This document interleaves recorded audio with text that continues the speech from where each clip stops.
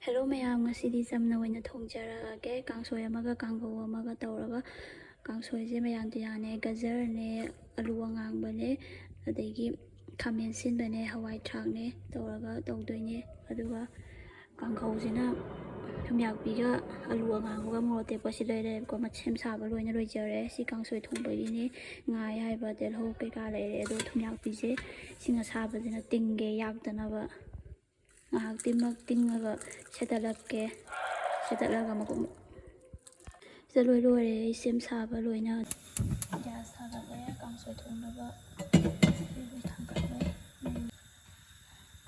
thangkale mahi je ngahak sawalaga khara salaga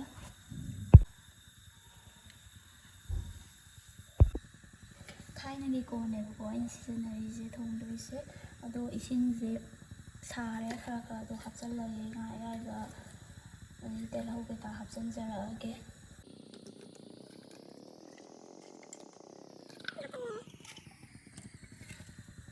ngai aibane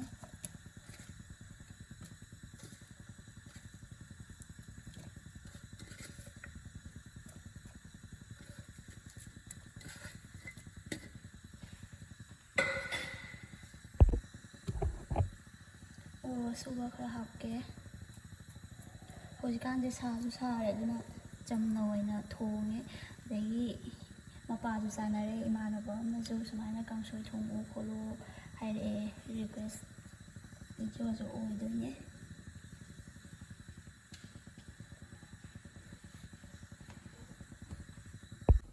ngai aiba telho ke kaloi hapalo igre ngari matat amani hapage spring onion, half dry spring onion, the whole one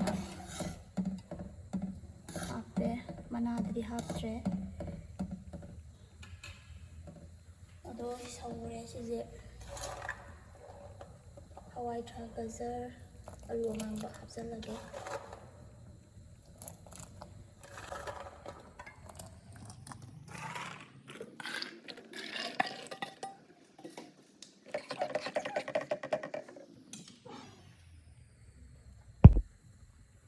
Dua makong jala sawal lagi.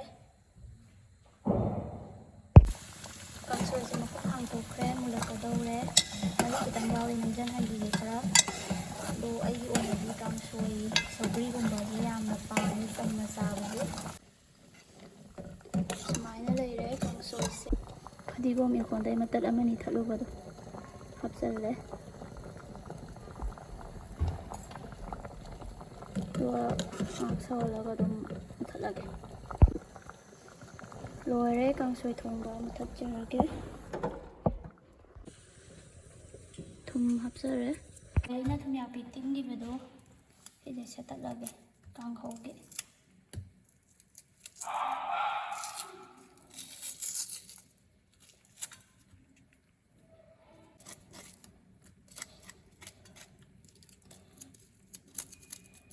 Semuanya pukul lah guys, ini sahabat ini nggak tahu bahasa Nuai, kita besok jalan saja.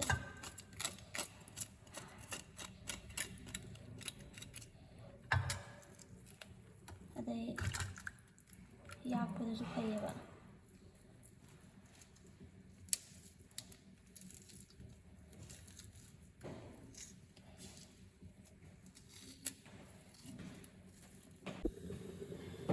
Thumyakpi lo setat pa loire kanghou bagi pratham mage kanghou na batawra age kanghou bagi khansale nasi je theng ba sa khom je thau hai ba je video na mau je thau di kha haire sahalani du ko mau ba hujara age kanghou thau sare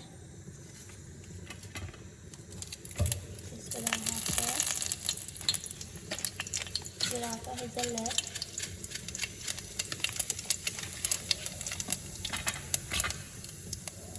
nak kopi ke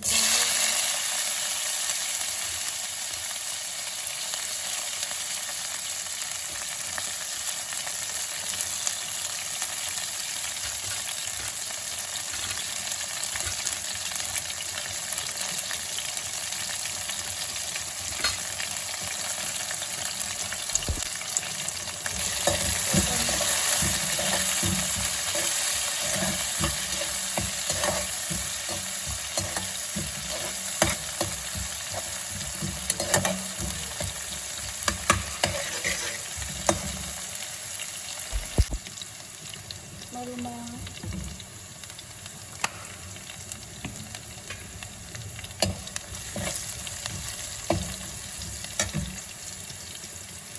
ꯃꯣꯔꯣꯛ ꯃꯆꯨ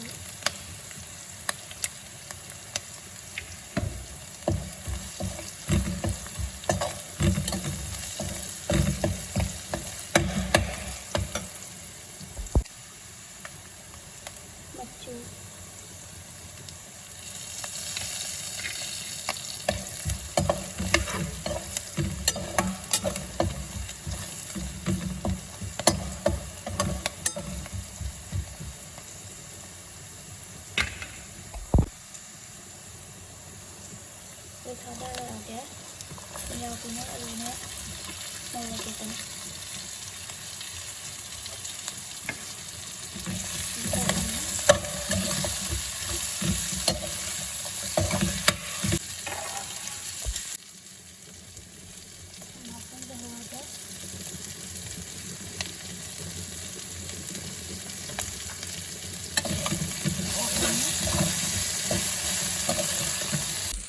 ꯀꯥꯡꯒꯧꯁꯦ ꯂꯣꯏꯔꯦ ꯃꯨꯊꯠꯂꯒꯦ ꯑꯗꯣ ꯐꯗꯤꯒꯣꯝꯁꯦ ꯈꯔ ꯂꯤꯛꯈ꯭ꯔꯦ ꯍꯥꯏꯗꯤ ꯏꯪꯈꯣꯜꯗꯒꯤ ꯈꯔ ꯊꯠꯂꯨꯕꯅꯦ ꯑꯗꯣ ꯄꯥꯟꯕ ꯃꯇꯝꯁꯨ ꯂꯣꯏꯔꯛꯑꯦꯗꯅ ꯂꯣꯏꯅꯃꯛ ꯂꯩ ꯊꯥꯠꯄꯩ ꯇꯥꯏꯞꯇ ꯇꯧꯕꯗꯣ ꯑꯗꯨꯃꯥꯏꯅ ꯇꯧꯔꯦ ꯑꯗꯨꯅ ꯂꯩꯁꯨ ꯂꯩꯍꯧꯗ꯭ꯔꯦ ꯑꯗꯨꯅ ꯀꯥꯡꯁꯣꯏꯗ ꯑꯣꯏꯅ ꯍꯥꯞꯅꯕ ꯊꯝꯃꯒꯦ ꯐꯗꯤꯒꯣꯝꯁꯦ ꯀꯥꯡꯒꯧꯗ ꯍꯥꯞꯄꯔꯣꯏꯒꯦ ꯃꯨꯊꯠꯂꯒꯦ ꯀꯥꯡꯒꯧꯒꯤꯗꯤ ꯂꯣꯏꯔꯦ